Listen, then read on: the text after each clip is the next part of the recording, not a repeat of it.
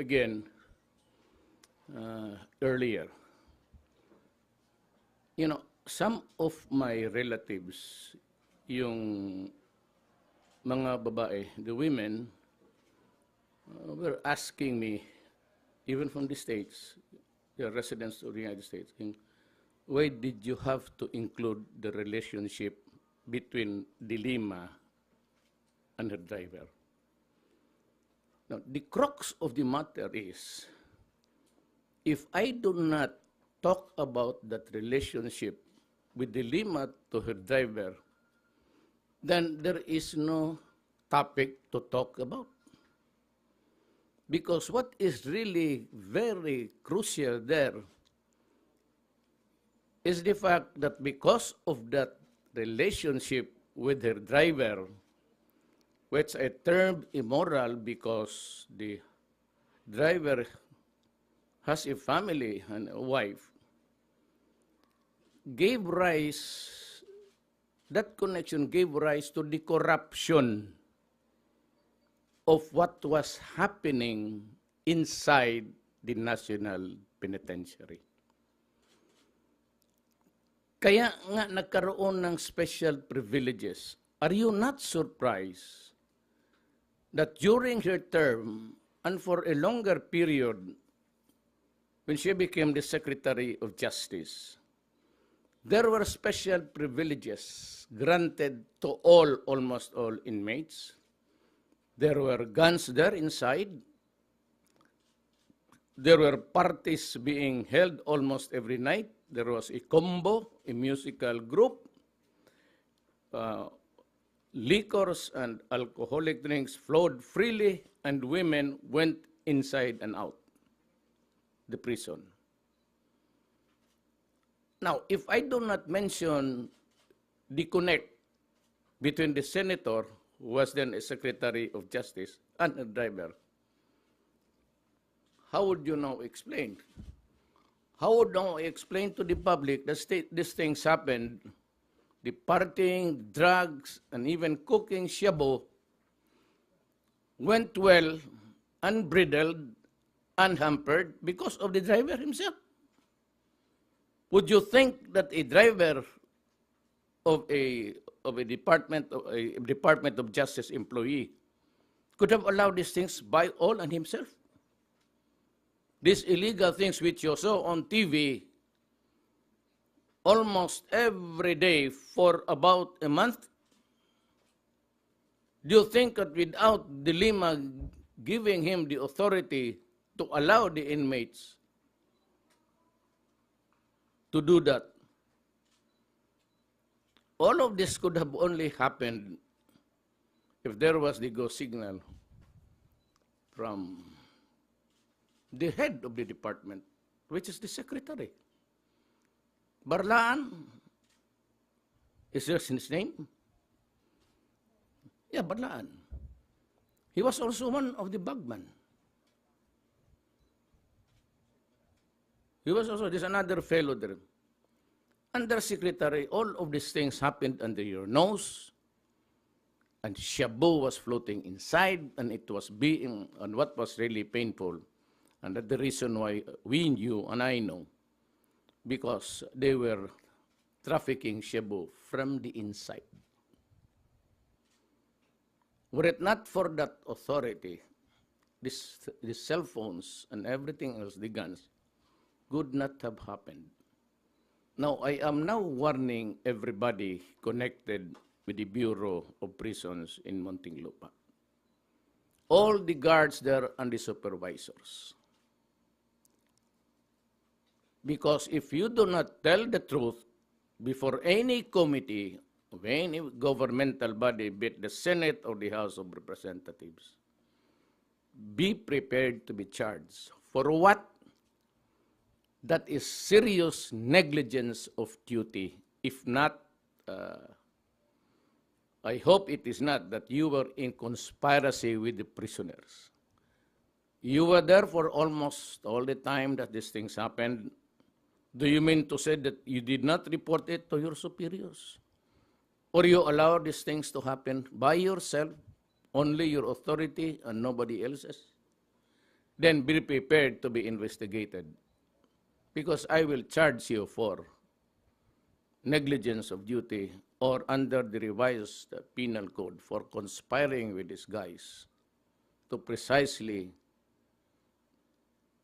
act the way they behave there inside the prison.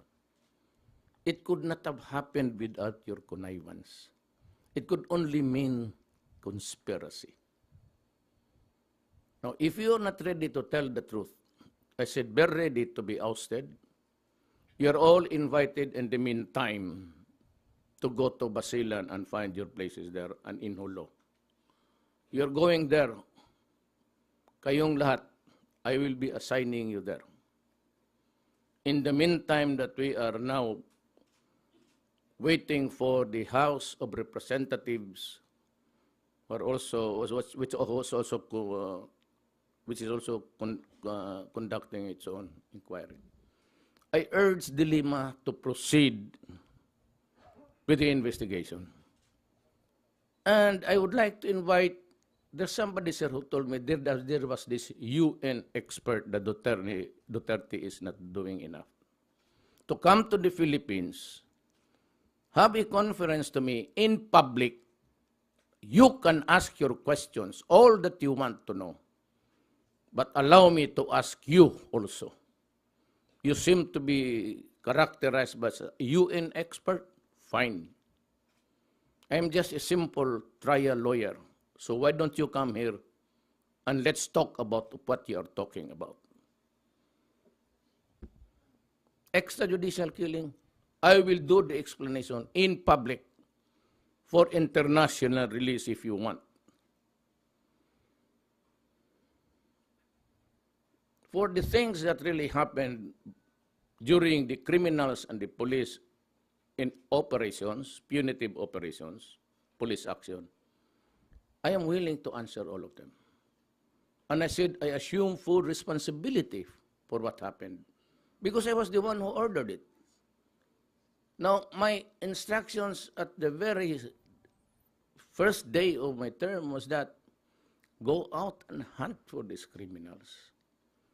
Arrest them if they surrender peacefully.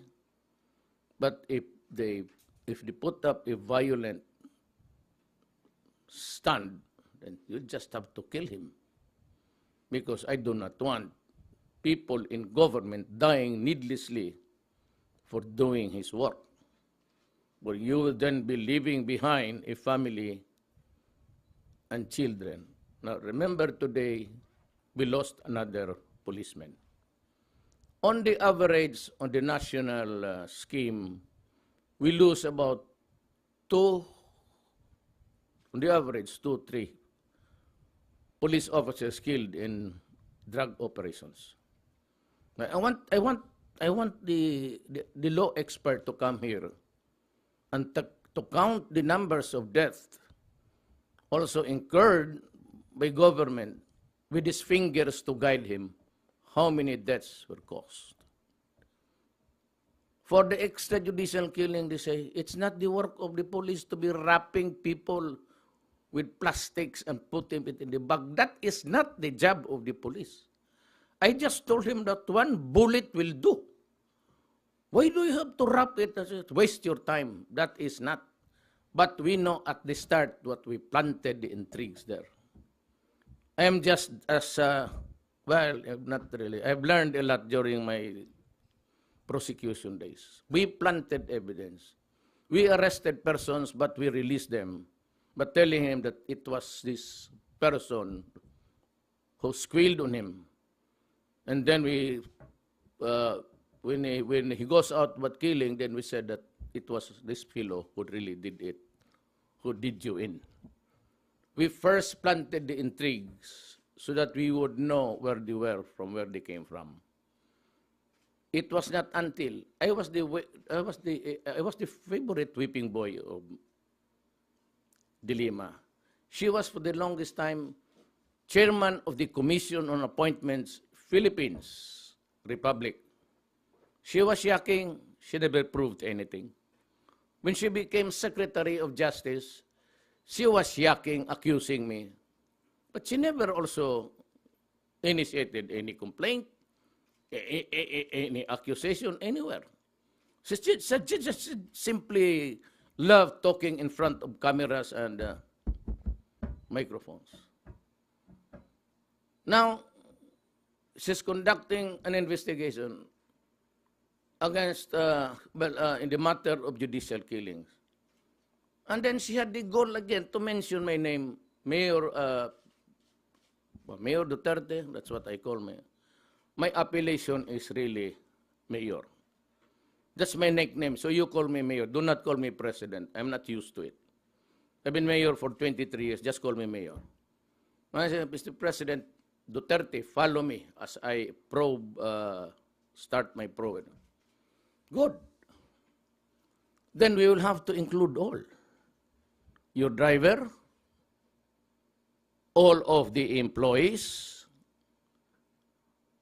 Barlaan, and may I ask you, the name of the house in Pangasinan was named under the title was named in favor of under the sister of your driver. Where did she get the money? Tell me. Where did your driver get the money to build such a good house? Can you show me their income? What's their business? And what is the wealth of your driver? He was the only one residing there all the time. And you, Senator De Lima, went there so many times. First during the house blessings, and on weekends you were with your driver. And everybody knows. The Department of Justice employees know about it. When you were the secretary of, or the chairman of the commission appointments, everybody in that agency knew about it, as if you're the only one.